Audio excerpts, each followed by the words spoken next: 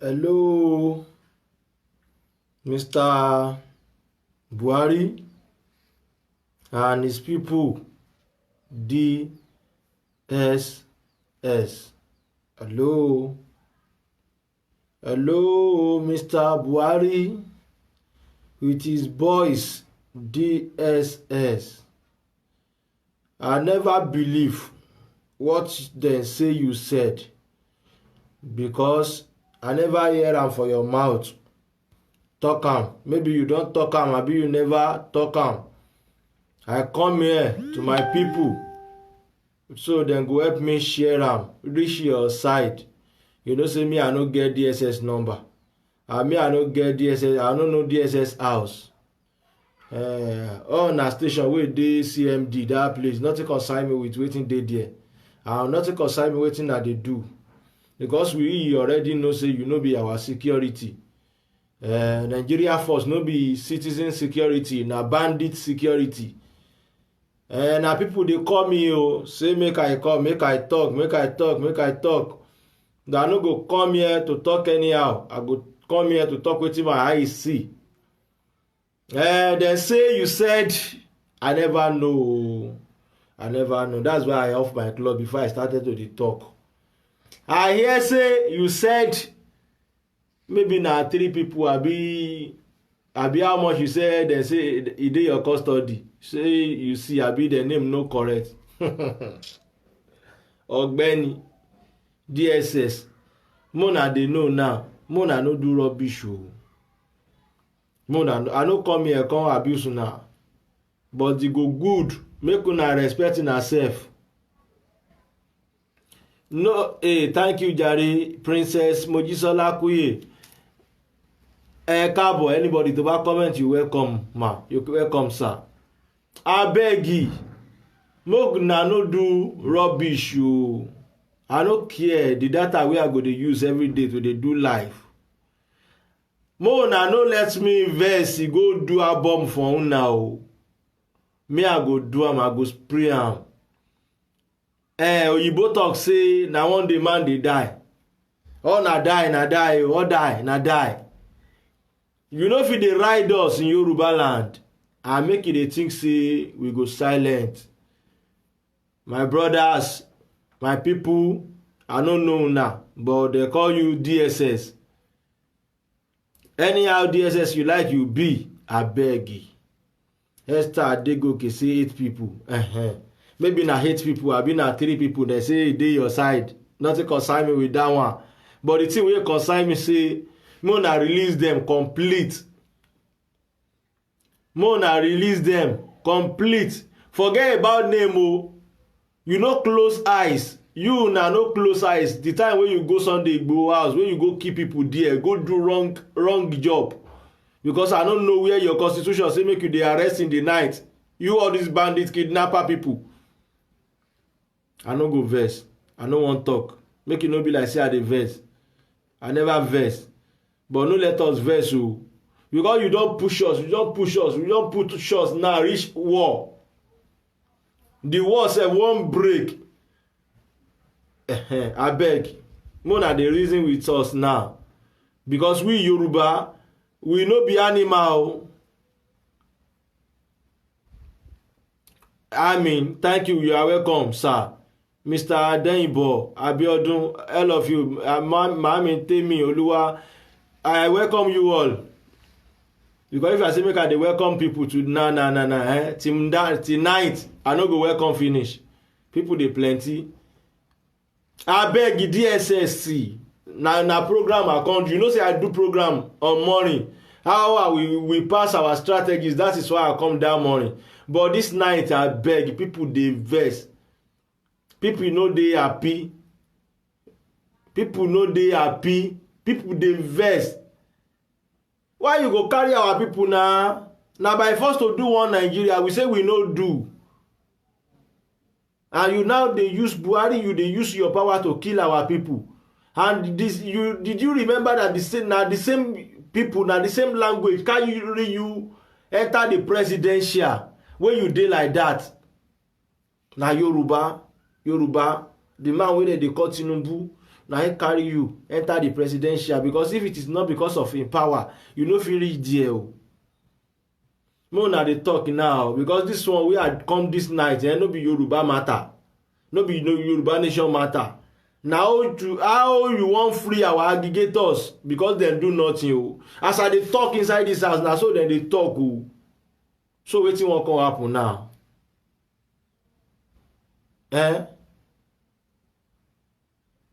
No, don't say that. Don't say, mommy, please send dollar to Nigeria. No. I will not allow that one here. No be that one I can't do here. Oh. Anybody wey wan support me go message me for WhatsApp. No be say make one person come dey target one person here. Say I go delete am. My brother, abeg, no vex. Let us delete that comment. I no like am. Say send dollar to Nigeria. No. I no go want that one. Delete straight. Thank you. Mona no request for anybody anything in my comment. Abeg. I no come here. The request wey I wan request for the money. Anybody wey hear that one go hear. Anybody wey no hear, you no hear, na be that. No time. So abeg, na DSS matter this night. No be to request for anything. DSS abeg una, dey beg una now. Na beg I come beg. DSS, Buhari government, APC government, kidnapper government, killer government, rapist government, abeg. Una dey talk am now. Terrorist government, we dey beg you now. We know say your career don spoil already. Abeg, no come take your dirty shit come destroy our home cloth. Abeg. Yoruba people have their life to live o. Na you be animal wey you no get sense o. Wey na dey kill people anyhow. Na no get sense. Na no know how to move forward. Na dey collect people land up and down. Na no get better land ni, because dem don swear for una. Say na malu, na only cow you go dey sell. Dem don swear for una. I don't know why dem come swear for some Yoruba wey be say na dem don swear for them. Say na cow dem go dey eat. You understand me? I no eat cow. Mo le fogun búra. I no dey eat cow again. I never eat cow this year. I fit take anything búra. E sure for me. I know myself. I no dey push people. Say they go, I dey watch you for front, for back. Make I come dey do like this for your family. I no dey do that kind of nonsense. If I dey follow you, I go follow you. If I no follow you, I go tell you say I no follow you. I no get time. But una dey lis ten now. Make una dey lis ten, because e come be like, e still be like say dem dey play for my face. I know say na drama. That is why I come this night, come do drama, the same damn drama. Because people don call me, but I no pick am. They come dey message me for WhatsApp, say bro, you no go talk. No be to talk. Understand? No be to come here to come talk. More na the reason now. Make we do talk broken now, because some idiot people fit no hear Yoruba. Maybe say dem be DSS. So more na dey lis ten to ourselves. I beg you now. Na beg I dey beg you. Criminal government. You sabi write letter for Cotonou, say make dem kill Sunday Igboho. You no sabi write letter, say something dey stop your career for your useless Nigeria wey you dey talk say Nigeria. You understand? Politician, you now dey kill another language because of say you want your freedom. You want take over everywhere. Now Yoruba land na your papa land. Let me ask Buhari now. No, Yoruba land no be Fulani land now. So when una come want for our land, if you na want am, you go beg us. If you fit give you, we go give you. If you no fit give you, no go give you. We don't know say na animal government we carry presidential for now. And we now say, okay, we no follow una again. We wan dey our side. Na see one come dey do like olori buruku abi I no too understand you now. Wetin dey happen now? Na by force to keep people to inside prison. Wetin all those aggregators do now? We already know say you don accept say your stupidity no make sense. You go arrest people for Sunday Igboho house without doing nothing. You kill some of them because say you wan go kill our freedom fighter. And you go market, you wan go buy bread, they now give you phone.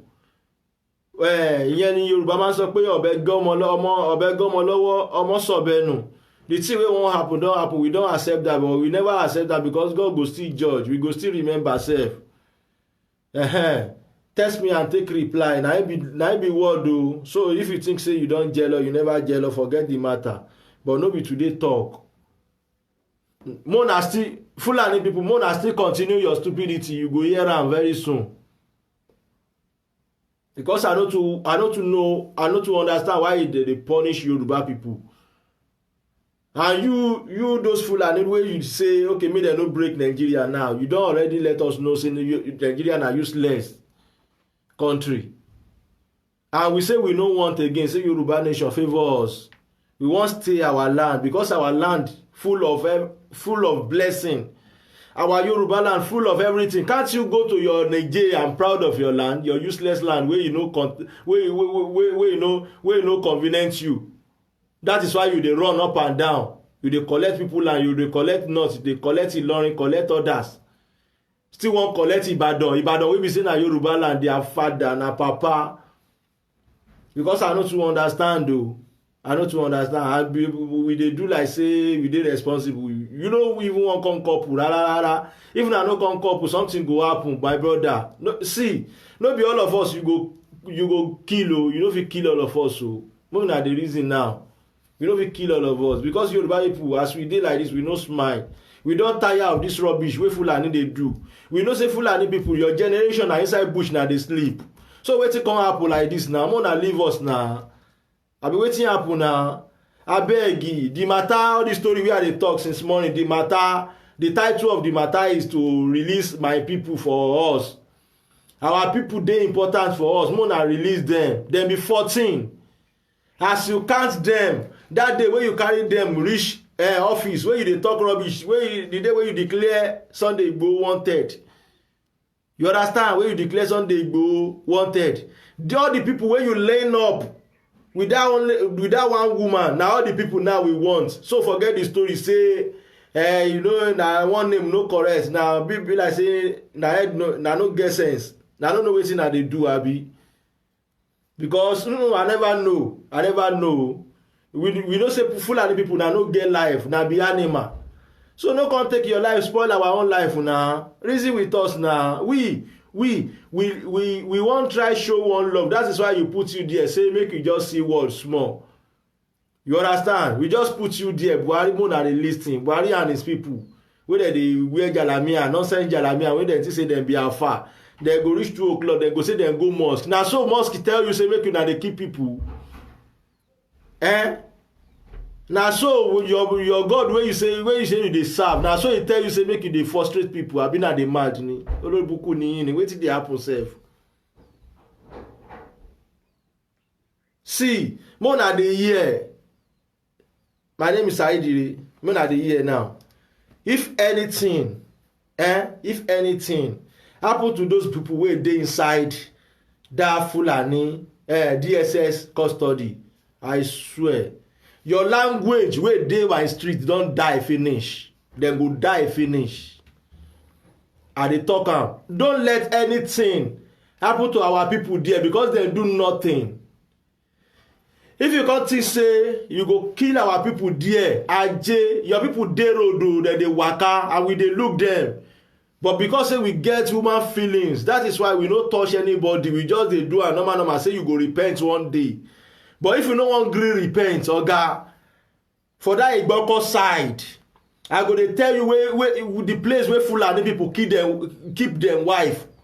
We know all of there, but we just keep quiet say this life na a small thing. But if you try kill anybody about all those guys, and you know say my program dey different too. I dey respect you now well because I think say maybe na one. Because as I dey see am like this, I don't say be like say na sense no wan work again. Because I no too understand. The sense no wan work again. If you touch only one person, because now okay, accepted say that don kill Adogon, I don kill that one dey hot that time. Now everybody go sef even confused. We don't understand. Now everybody confused. You dey feel me? Now everybody dey confused. But okay, that one don't go now. You don't kill better people. Different people, better people in Yoruba land. You don't kill them.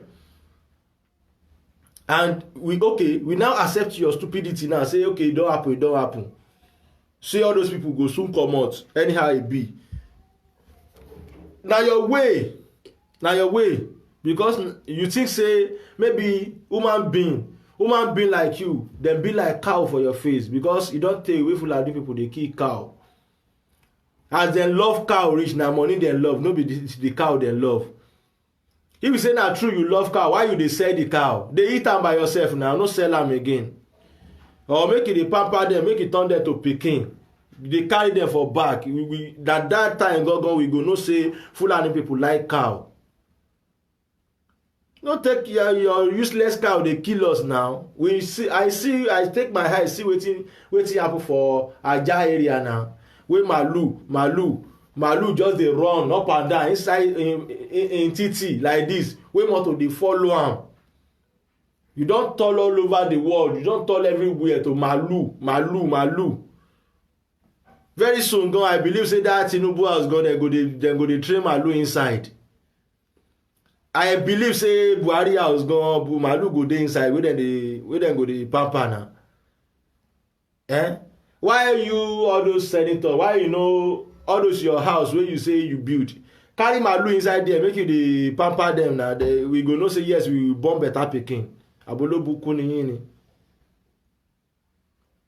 ni. What is the matter now? Make you know wetin wan happen now because I no too wan understand again. And you dey frustrate people now. We no fit sleep, we no fit eat, we no fit waka, we no fit do anything. Wetin you wan come make we do sef for dis Naija? Wetin you wan make we do? Make una come outside, just take one mouth talk wetin you wan make we do.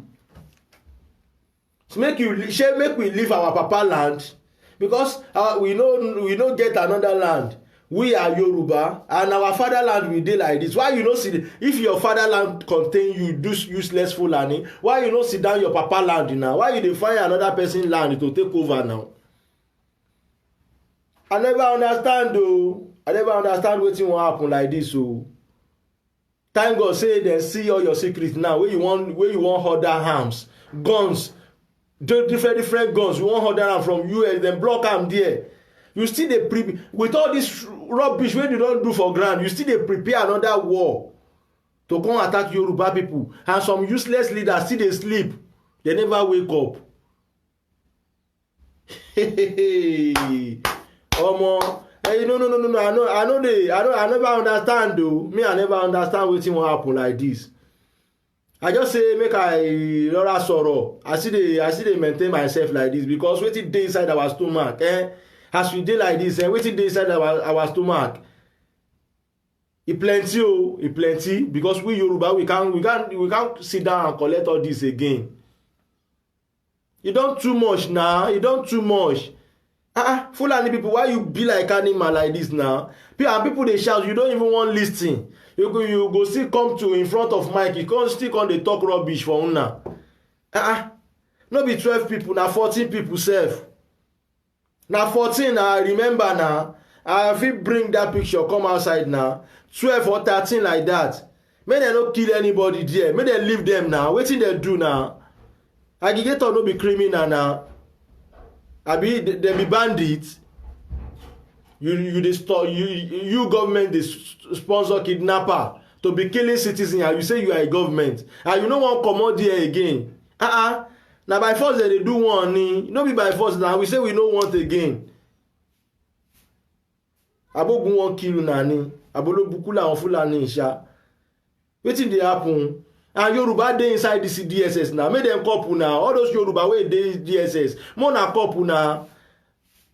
Wetin dey happen now?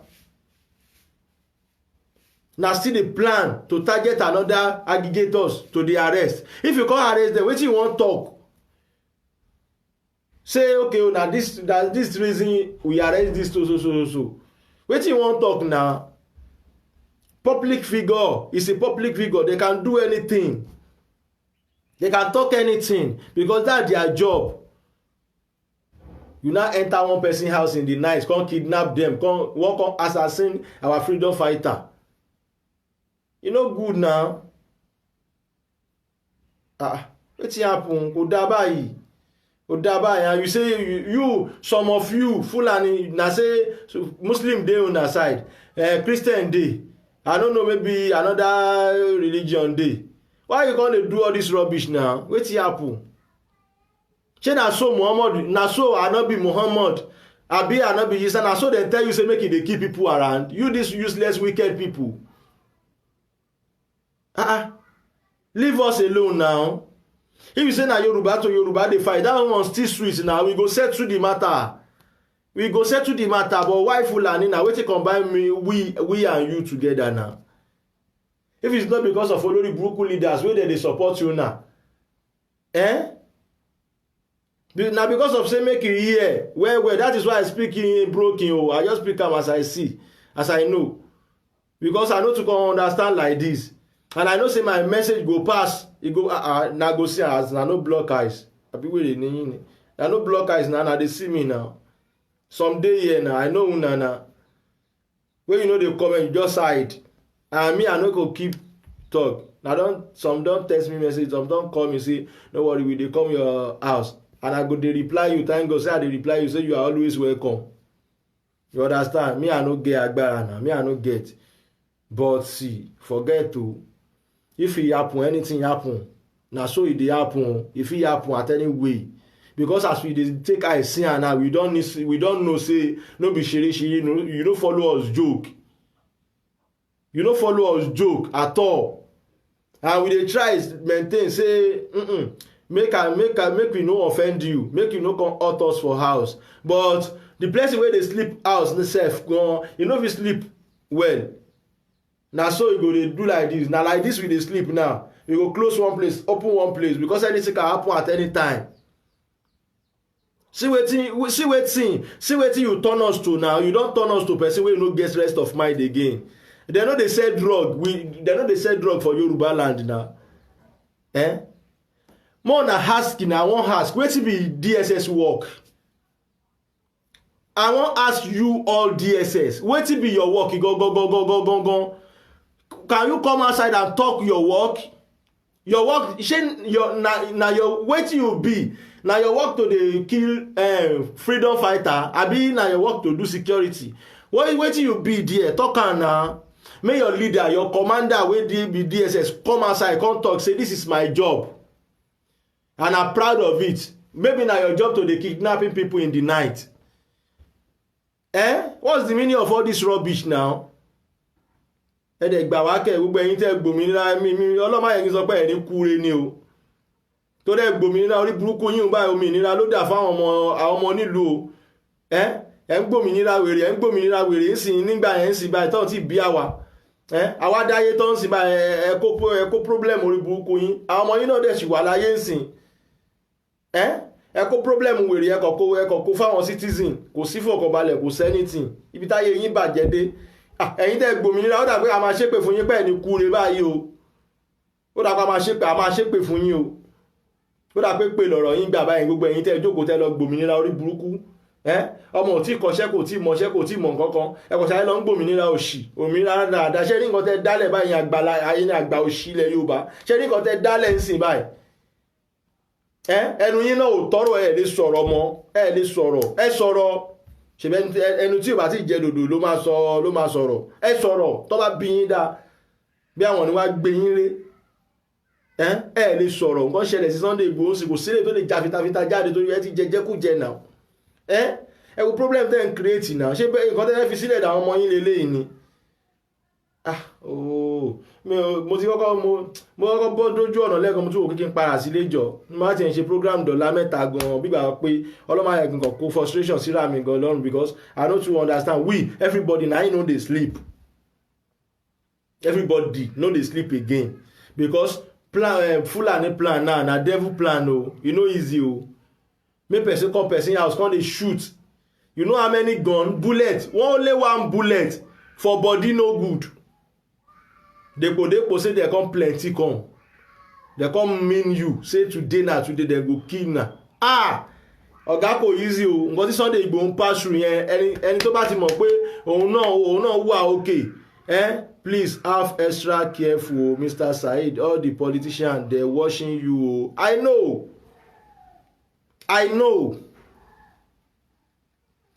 say all politicians, they watching me very, very, very well, okay. But me, I dey talk am, and I go continue talk am. Why we no go talk am now to release people wey no offend dem dey hard. Dem still go Cotonou go report, go put letter for Sunday Igboho say make dem kill am. Na so e dey be. Na all of una get children now. No be all of you Buratai abi wetin that former minister, retired minister, shey you no get pikin ni? You get your own pikin. Na why dem no kill that pikin? Why that pikin no die for inside planes crash? As na dey kill others, Yoruba people and Igbo people inside Yoruba army and Igbo army for inside planes crash. This na wickedness na so wicked. I no care say make dem no watch me. I no worry about that one. Oga, I no worry. They dey watch me now. So as they dey watch us, thank God say they dey watch us. As they dey watch us, say they adjust their stupidity. They dey kill people. As na never come meet me, God, nobody gets rest of mind. Oya, wetin come remain? Because they know say at any time bandits can come to come and shoot, because all those DSS sef dem be the same bandits. Some police dem be bandits. Na don carry bandits enter military. Na give dem uniform illegal. They tell us say dem be army. No. Real army na for war now. Real army na for war. No be for politics. No be to dey go farm, go break corn. Na all those bandits dey do that kind of rubbish now. You can't see original military just come outside anyhow, can't do rubbish. Na those bandits wey you give cloth, na then they do all those na rubbish wey na dey do now. You think say we no know? Na wow. Mona release our aggregator for us now. Mona release them for. I no dey outside country. Me I dey Naija like this. We dey together. Anything wey na wan take me do, I dey ready. Because I know to understand. Now they keep people one by one. One day e go reach one person turn. Who say don say consign and never know wetin dey sup. So why we come dey fear now? All die now. Those people wey don die, say dem plan am say dem go die before ni. Wetin I dey talk, na no dey reason well. Those people wey bandits, Fulani government don kill. Say dem talk am, dem tell you say okay guy, tomorrow dem go die, bye bye. Say dem talk am ni. No be so we see am. So wetin you come tell me now? Wetin you come dey fall for? Gbogbo yín tẹ́ forí pamọ́ sínú ilé tẹ́ ń sọ pé ẹ lè jáde, ẹ lè ṣe gbá, ẹ lè ṣá o. Kí lẹ wá ń fọ́ fún gbà yẹn? Àwọn tó jẹ́ leader yín nílẹ̀ Yorùbá ti gbàbọ̀dé fún yín, wọ́n fẹ́ kẹ́ ẹ kú tán ni. This is the time tó yẹ ká mọ ṣé Ààrẹ Ọ̀nà Kakanfò now. This is the time tó yẹ ká mọ ṣé Ẹ̀bà Gani Adams now. Bóyá wọ́n ṣe bóyá wọ́n ṣe, àwọn àtọ́lọ́run ló nìyẹn. But iṣẹ́ wọn gangan ni Sunday Igboho ń ṣe yìí náà. Máa Sunday Igboho kò sọ pé òun fẹ́ jẹ́ Ààrẹ Ọ̀nà Kakanfò, kò náà fẹ́ jẹ́ ọba kankan, kò náà ń ṣe kinní pẹ̀lú bribe náà, kò reason pẹ̀lú yín. Ó kàn ṣe tiẹ̀ pé káwọn aráàlú lè gbòmìnira ni. So why now? Why? Why now? Ẹ̀yin ọba ẹ sọ̀rọ̀ sókè now.